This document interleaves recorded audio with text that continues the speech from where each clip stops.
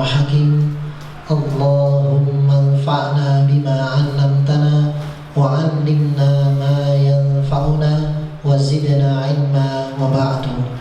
قال الله تعالى في القرآن الكريم أعوذ بالله من الشيطان الرجيم وما خلقت الجن والإنس إلا ليعبدون وقال أيضا هو أنشأكم من الأرض واستعمركم فيها اللهم ارحمنا بالقرآن. Alhamdulillah, segala puji bagi Allah yang hingga detik ini Allah Subhanahu wa Ta'ala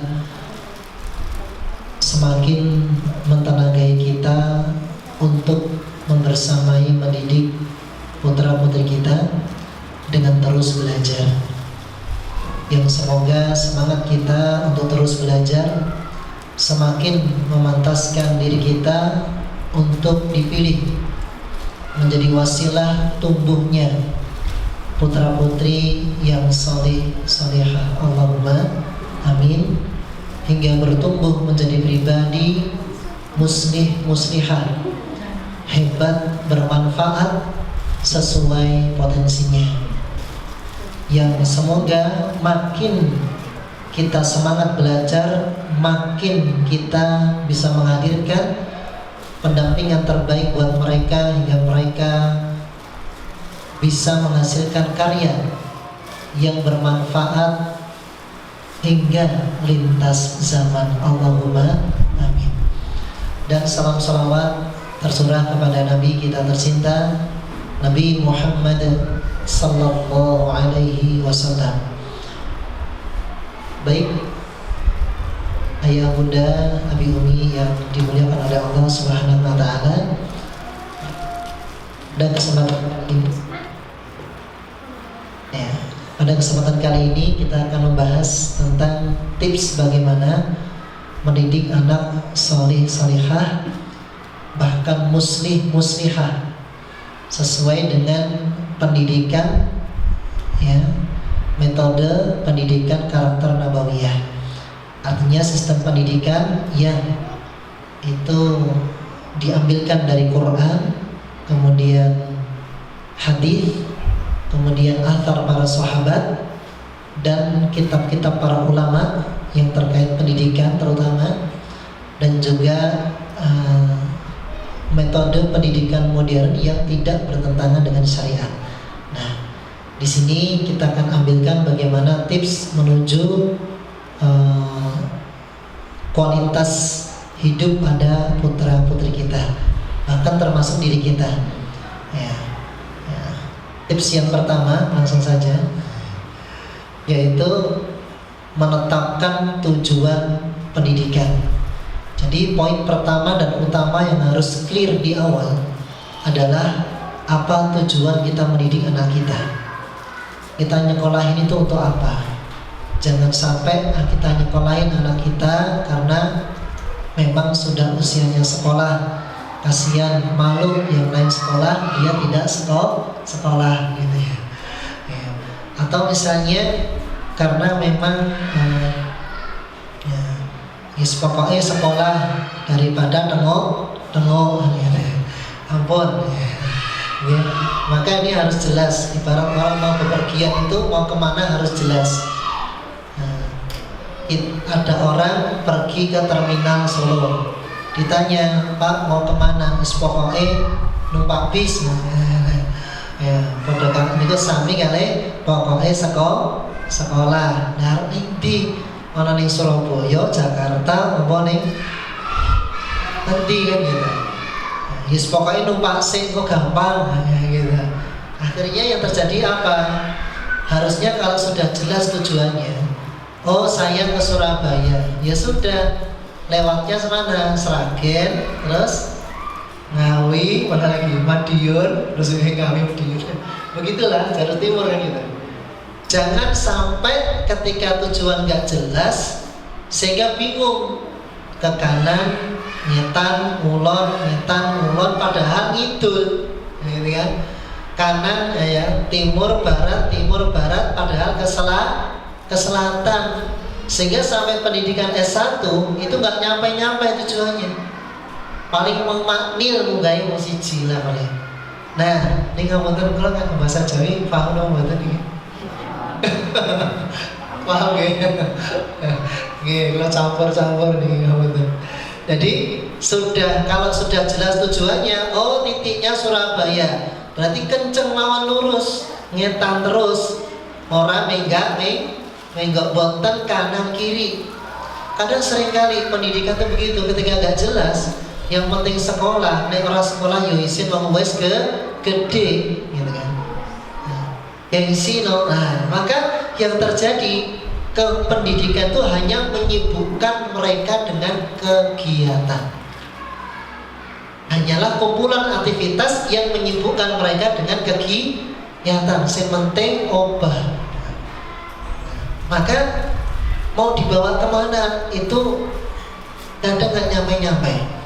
Maka pentingnya itu, dan sering terjadi di lapangan, banyak anak-anak yang sudah lulus S1 tapi ternyata dirinya masih bergantung kepada orang lain.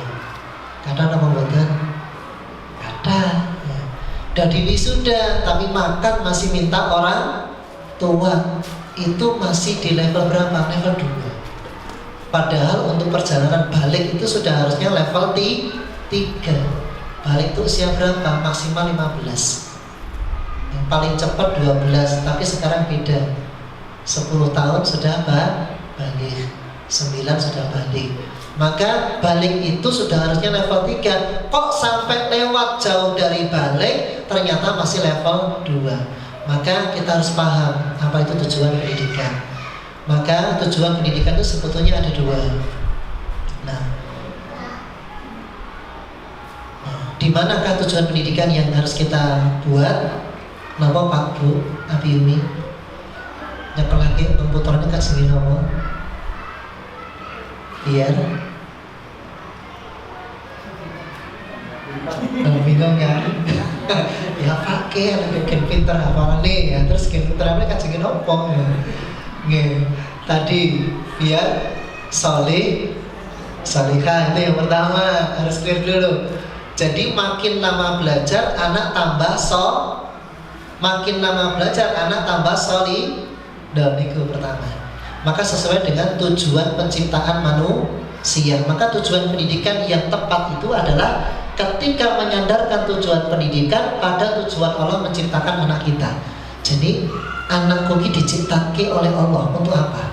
Oh, wa ma khalaqatul jinna wal insa illa menapa, Masya Allah. Itulah tujuan pendidikan yang pertama. Beribadah itu maksudnya mendidik hatinya supaya cinta ibadah. Kemudian mendidik akalnya supaya paham, oh cara benar ibadah itu begini. Kemudian dididik fisiknya agar terbiasa dengan ibadah. Jadi makanya mendidik itu tidak cuma akalnya saja biar pintar, enggak begitu. Itu baru sebagian. Tapi juga mendidik hatinya, mendidik akalnya, dan mendidik fisiknya. Karena manusia itu adalah jiwa yang memiliki 3 unsur, yaitu apa? Hati. Yang kedua apa? Akal. Yang ketiga apa? Fisik. Kalau ulama menggolongkan ada nafsul mutmainnah, ada nafsul lawamah, dan ada nafsul ammarah. Nah begitu. Jadi ada 3 itu. Maka membangun peradaban itu sebetulnya bukan membangun fisik bangunannya, tetapi membangun manusianya. Manusia dididik, dibangun hatinya, dibangun akalnya, dibangun fisiknya. Nanti kalau muncul bangunan yang berteknologi tinggi, itu adalah efek daripada terbangunnya manusia. Oh, manusia udah tumbuh kesadaran, udah paham bagaimana cara membangun bangunan bertingkat 100, gak jatuh, membangun di atas lautan.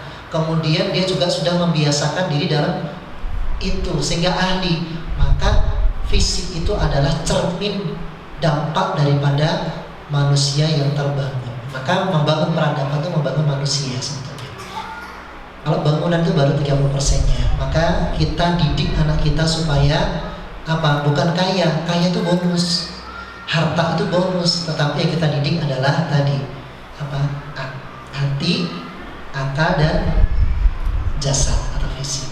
Supaya apa? Solihah. Nah, begitu.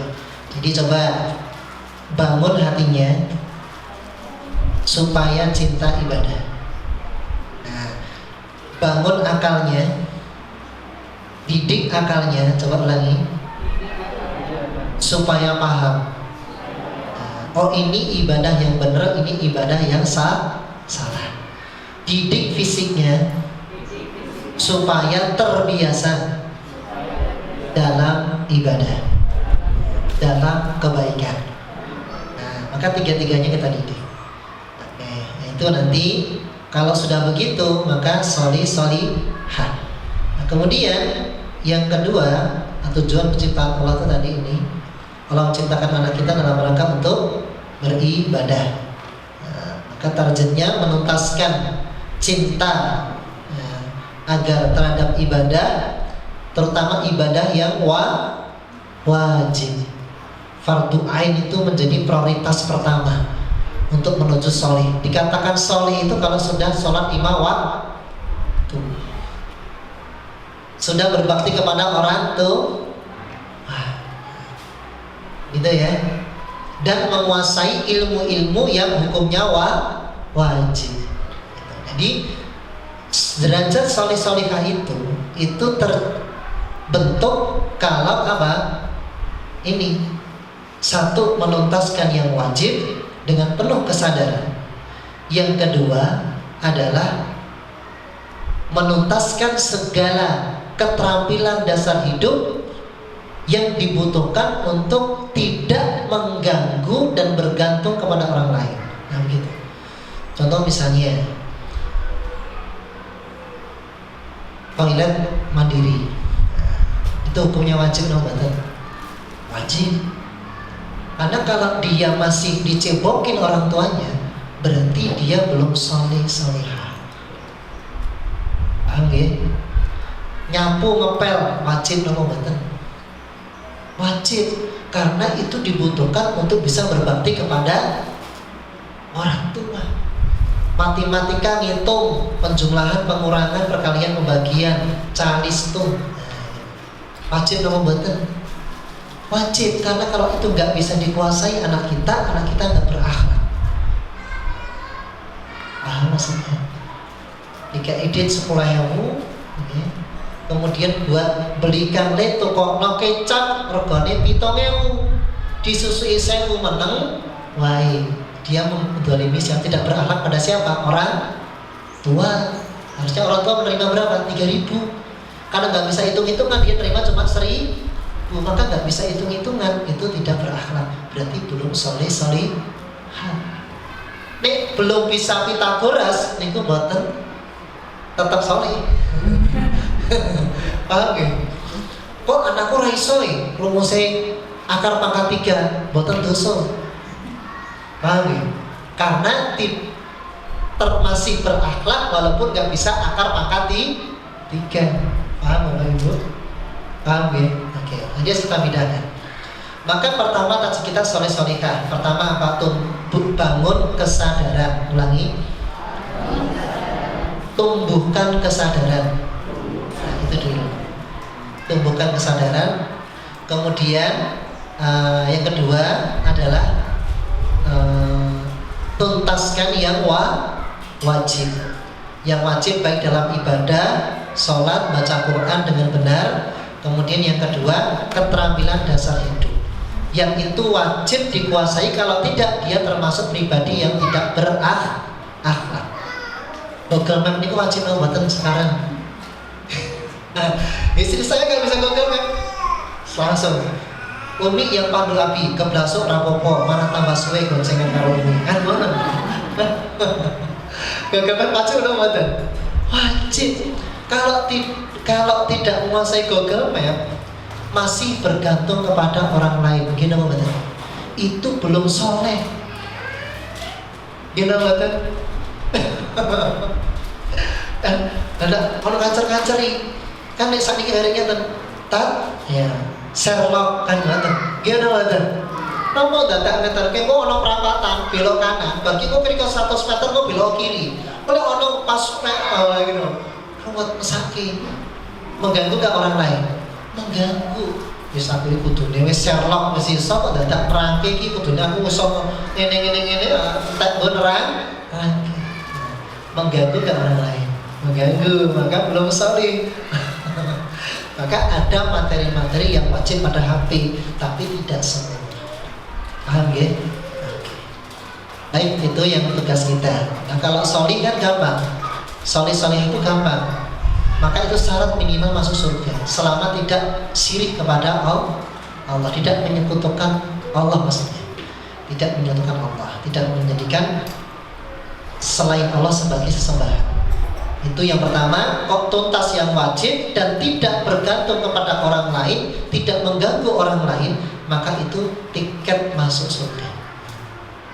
Tapi kan, ambil buatan, ambil. Tapi apakah cuma hanya itu kita didik? Tidak. Maka tugas kita yang kedua, mereka kita didik supaya apa? Wa ansha'akum minal ardi wasta'marakum fiha. Supaya mereka itu menjadi pribadi yang muslihah, muslih, bermanfaat. Nek soleh niku namun manfaat kagem piyambak.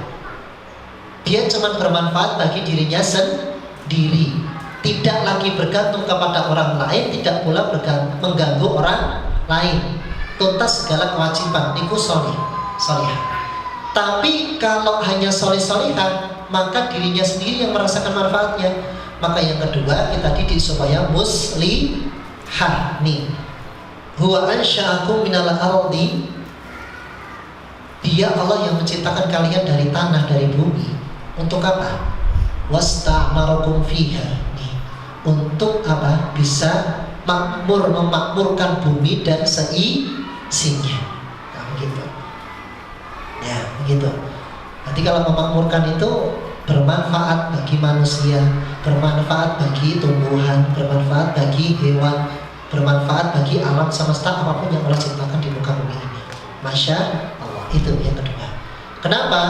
Nah, karena begini, ahli ilmu mengatakan bahwa anak yang soleh itu memang, jadi anak yang muslim itu ribuan kali lipat lebih dicintai Allah dibandingkan anak yang hanya sekedar soleh.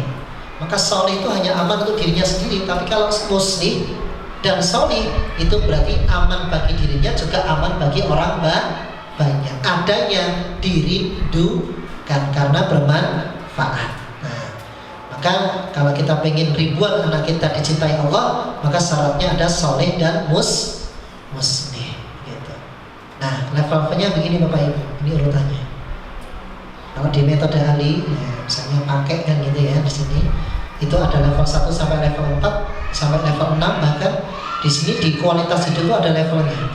Dan inilah perjalanan pendidikan Solo Surabaya. Nah, betul. Boten ngalor ngidul tekan-tekan.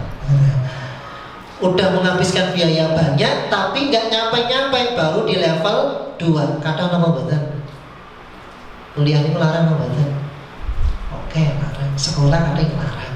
Tapi kok level ijik level loro level kali. Itu berarti pertanda bahwa selama ini pendidikannya ngalor ngidul ngetanmu dereng kenceng lurus sesuai tujuan. Nah, ini soleh itu ada tahapannya. Ini pertama, kita didik supaya tidak mengganggu orang lain. Kalau sudah tidak mengganggu, kita didik lagi supaya tidak bergantung kepada orang lain. Kemudian kita didik lagi supaya bermanfaat untuk dirinya sendiri. Nanti kalau sudah bermanfaat, tidak bergantung dan tidak mengganggu orang lain, maka orang soleh itu aman bagi orang lain. Mengatakan gini. Nah, dan berbahaya kalau ada orang yang sudah ini tadi muslim tapi dia belum solih. Jadi pinternya untuk minterin orang lain, kadang ngobatan. Halo, kadang udah S3 misalnya, tetapi sekolahnya udah banyak, panjang dan lama, tapi ternyata levelnya level 1 karena ilmu yang dia pelajari, yang Allah ajarkan ternyata mengganggu orang lain. Niku levelnya langsung anjlok. Padahal pun level papat pun sakit menjadi wasilah menafkahi keluarga, tapi kemudian turun sampai di level 1 karena mengganggu orang lain.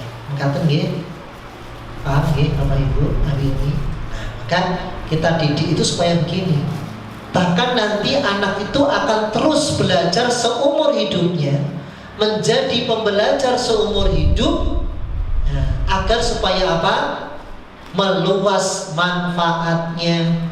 Kalau bermanfaat bagi keluarga itu level 4. Kalau sudah bermanfaat bagi orang banyak, maka sudah level 5. Nah, banyak itu bisa bertingkat, bermanfaat untuk satu kecamatan, untuk satu kota, untuk lintas kota, lintas negara, sampai hingga lintas zaman. Itu terus belajar.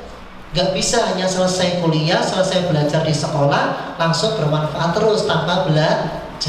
Maka anak-anak kita itu kita didik bukan hanya ahli.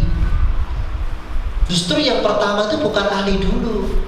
Yang pertama itu didiklah mereka supaya cinta belajar. Karena kalau sudah cinta belajar, maka keahlian itu bonus. Kalau sudah cinta belajar, maka dia akan menjadi pembelajar seumur hidup. Biarpun dia sudah menikah tetap, sudah punya anak 5 tetap, anak 12 tetap belajar. Sudah usia jelita jelang 50 tahun tetap belajar. Sudah usia lansia jelita kan lansia saking podo. Lah 45 pun lansia saking. Nanti bulan ini pun lansia 45. Itu karena apa? Karena pola hidup yang salah. Sehingga 45 sudah dikategorikan lansia. Iya, padahal Nabi 40 itu muda-mudanya, perang-perangi. 55 tahun masih memimpin perang. Di usia menjelang wafat itu masih melakukan perjalanan berhari-hari dengan onta dari Madinah ke Mekah, Futuh Mekah. Betul nggak? Capek nggak capek? Tapi beliau masih strong, kuat. Artinya apa? Jadi gini, anak itu kita didik intinya untuk cinta belajar. Kalau keahlian itu bonus, ayah bunda, ya, Abi Umi ini bonus. Maka yang pertama yang tidak boleh lepas, dia setiap belajar dengan kita, dia harus makin cinta belajar. Cinta belajar itu ada 2 yang kita bentuk. Yang pertama adalah bangun imajinasi positif terhadap belajar. Jangan sampai dia trauma belajar. Banyak orang yang makin belajar Quran tapi makin trauma, betul atau tidak? Contoh, aku sesuk SMP semua orang Quran, sing orang hafal ngerti, enten apa mboten? Wadah. Nanti dia bayangin trauma sama Quran, bayangin. Gini mboten? Maka jangan sampai belajar itu yang pertama, tumbuhkan cinta belajar. Ciptakan suasana di rumah bahwa belajar itu menyenangkan. Belajar itu mengasyikkan. Nek salah sithik aja disenengi, gampane ngono. Wong ijek cilik salah ya ora dosa, ijek cilik salahnya dimaafkan. Maka nek salah ora usah disenengi. Iki lho, bar wae bener mosok kleru kesusu dolan wae. Ijek cilik dolan ya ora dosa. Dolan nggih mboten dosa kok gitu mboten. Nek mboten dosa ora sana nesu. Nah, momennya anak belum balik masih dimaafkan, berarti belum dosa. Setiap kenakalan itu ternyata dibalik yang mengandung potensi. Kok iso tante, nanti belajar lagi. Sehingga kalau lihat anak nakal itu bisa tersenyum bahagia. Kok bahagia tuh Ustaz? Kan dia berbuat salah. Misalnya caci dia ora dosa. Gitu betul. Apakah ada ayat Quran begini? Wahai anak-anak, kalau kalian bermaksiat maka akan diazab dengan azab yang gede, gitu. Ada begitu? Enggak ada. Masih gede-gede, gimana betul? Ini ancamannya bagi yang sudah balik. Maka udah nggak usah emosi melihat kenakalan. Nah, ini ya kenakalan itu senyum. Kok bisa senyum? Karena bisa terbayang anakku nih nek senengane misalnya anakku yang harus wis bekarep ora iso disemayani. Enten mboten? Medel terus nganti ping 50 butek. Nggih mboten. Pokoke anggere di yoni wis ngedel terus. Kadang marai emosi, nggih mboten? Mboten saya emosi. Wong niku keren kok kados Usama bin Zaid. Bukan keren. Usama bin Zaid niku punya bakat seperti itu. Dek cilik mesti yang ngono kuwi. Nek disenjajeni orang iso disemayani ngedrel terus. Niku namanya bakat al-azimah. Tekad yang kuat untuk memulai. Nah, sekarang bayangkan disuruh dakwah ke Madinah, ke Yasrib. Tidak ada teman, tidak ada koneksi, tidak ada jaringan, modal seadanya. Wis pokoknya Buddha, tapi dia berani memulai sekalipun itu sulit. Itulah bakat al-azimah. Wis pokoknya gas, nah, gitu. Itulah bakat al-azimah. Mau lari kita juga sama, senengannya ngegas. Mungkin podo kalau ibu ya mau bapak gitu betul. Wis pokoknya gas wen, nah gitu ya. Enten pergi. Nah, itu mungkin kadang enten anak-anak yang itu. Maka kita di situ belajar, jadi nggak usah emosi. Artinya cinta belajar, itu pertama. Akan tumbuh menjadi pembelajar seumur hidup. Kalau ia belajar seumur hidup, ketika ia meluaskan manfaat ke lintas kota, butuh belajar, butuh meluaskan manfaat lintas negara, butuh belajar, butuh meluaskan manfaat hingga lintas zaman, dia meninggal tapi karyanya masih bermanfaat, juga butuh belajar. Maka kita didik anak kita pertama cinta belajar. Maka hadirkan respon yang positif dan menyenangkan. Oke. Yang kedua, nek kok iso alhamdulillah, kok ahli alhamdulillah, itu bonus. Yang kedua, berikan peran kita, hadirkan cara belajar sesuai potensinya. Didiklah, setiap anak itu punya potensi yang berbeda Bapak Ibu sekalian. Saya mulai model baperan, isinan, terus menengan. Nah, ini beda gaya belajarnya dengan anak yang cerdas, anak yang gaul. Beda lagi nanti gaya belajarnya dengan anak-anak yang aktif, obah terus orang iso menang pola, wah gitu. Nah kayak tadi, nah itu caranya beda. Maka dengan kita tunjukkan gaya belajarnya, nanti dia tahu, dia coba, oh gampang ya ternyata ya. Nek aku belajar yang ini. Ada anak itu yang paling kalau lihat buku itu langsung amok. Enten boten. Lagi dideloki buku, enten lagi dibuka pertama langsung amok. Enten niku. Enten. Maka kalau kita pakai gaya belajar wis pokoke le, kowe pengen apal, yo iki wacana terus lah apa dhewe. Boten, stres. Gini boten. Stres, makanya kita cari potensinya di mana. Oleh gampang mungkin nek sinau karo ngrungok. Oke, ya wis maca sithik ra apa-apa, sing penting bacamu bener, badhe dan ngrungokno. Lah cepet hafal. Oh iya Pak.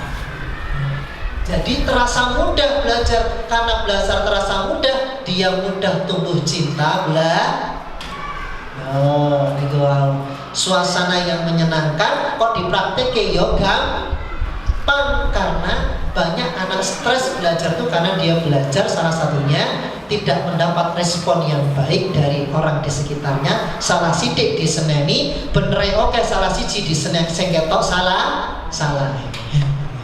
Kemudian yang kedua, dia belajar tidak sesuai potensinya gitu.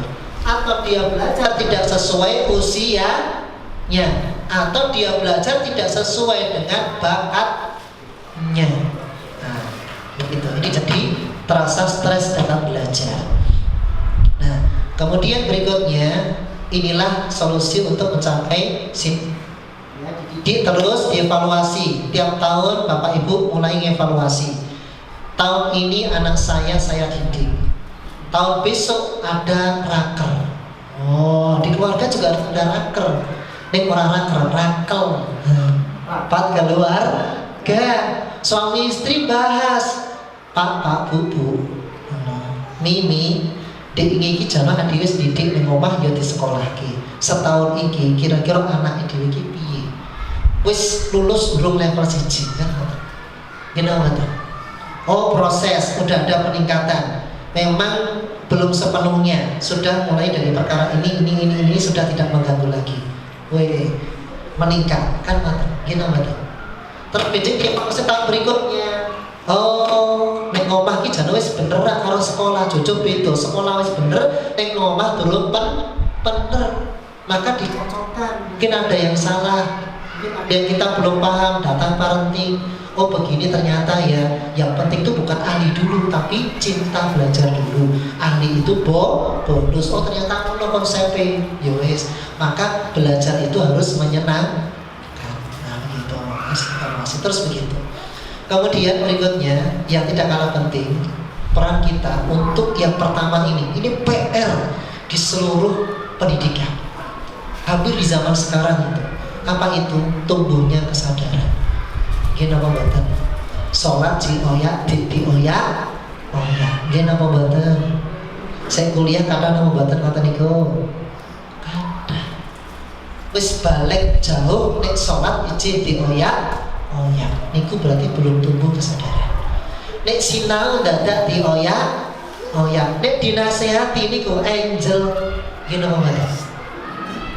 Angel. Niku tak putih-putih kadang ada. Nah maka kita harus sadar, sekolah nggak bisa sendiri. Sekolah sudah melakukan, sudah belajar, sudah ini dan itu praktek. Tapi di rumah harus dibersamai, kajengnya matching. Karena nanti rumah sama sekolah itu ibarat pengaruhnya 80%. Nah 60% itu di mana? Di rumah. Berarti rumah harus membersamai, wajib. Nah sebagai pendidik yang pertama dan utama. Nah bagaimana supaya anak tumbuh kesadaran? Kan gitu. Nah maka anak-anak tumbuh kesadaran itu cara yang pertama adalah buat supaya anak kita tuh mencintai kita.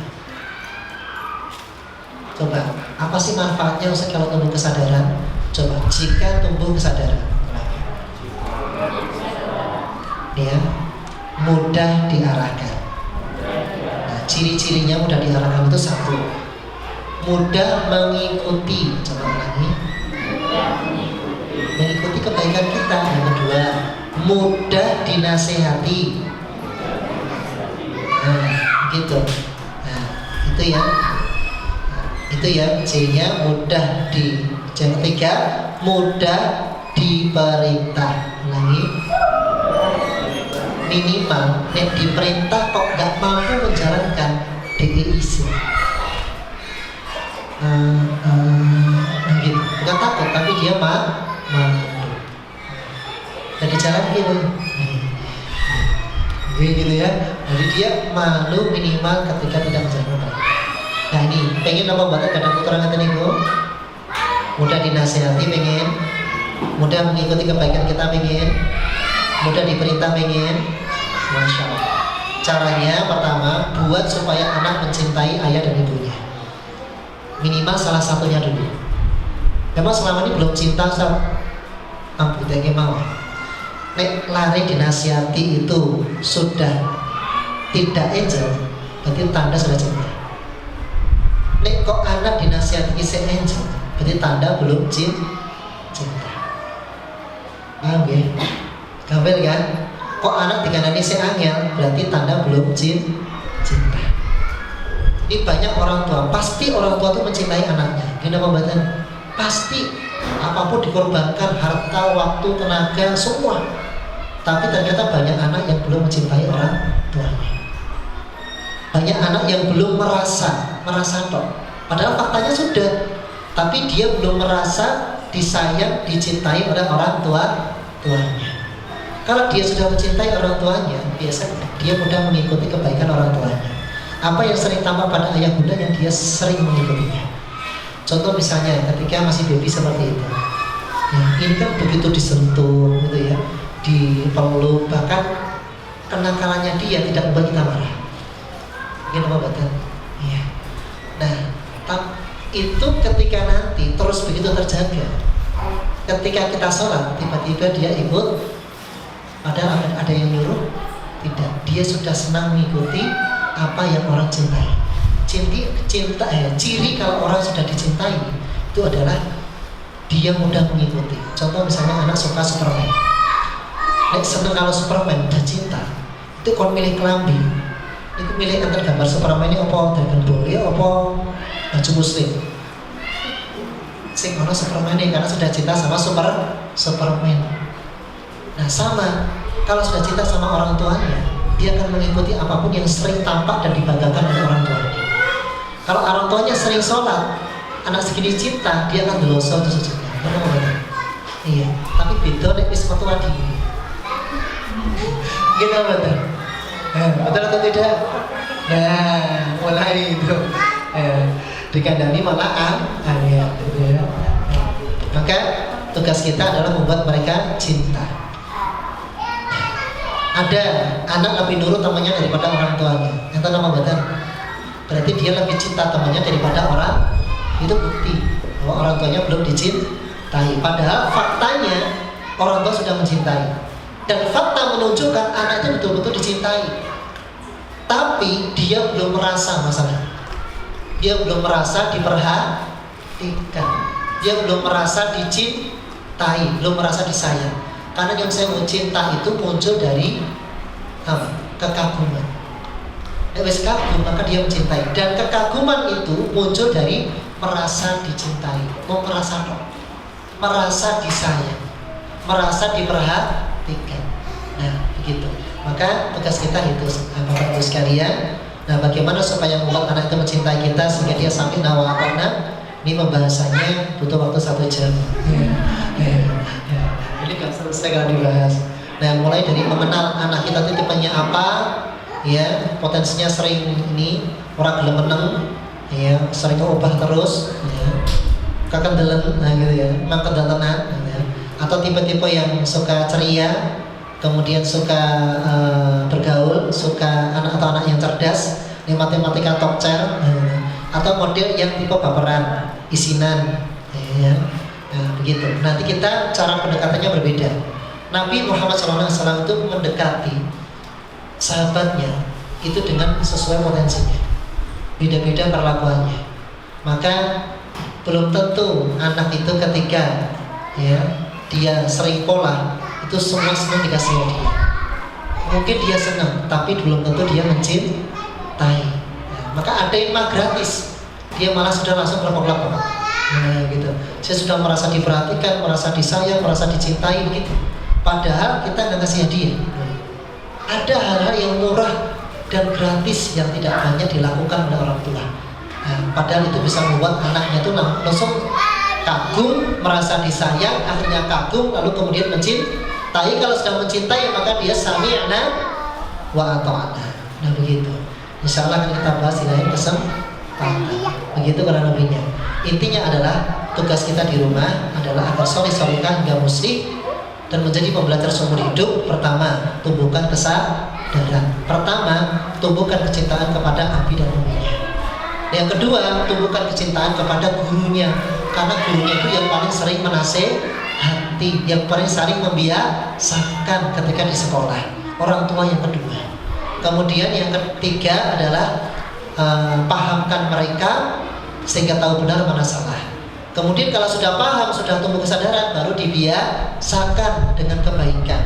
Kalau sudah terbiasa dengan kebaikan, maka mencapai pada puncak kesadaran. Nah, kemudian yang terakhir, tumbuhkan semangat cinta belajar dan tunjukkan cara terbaik dia dalam belajar sesuai dengan potensinya, sehingga belajar itu mudah dan gampang, sehingga dia menjadi pembelajar seumur hidupnya. Bukan hanya menjadi pembelajar pada saat sekolah saja. Karena banyak anak-anak yang sekarang itu kalau lulus itu langsung euforia. Wah, yes, lulus bebas, nah gitu. Apa? Bebas, restorasi sinau meneh.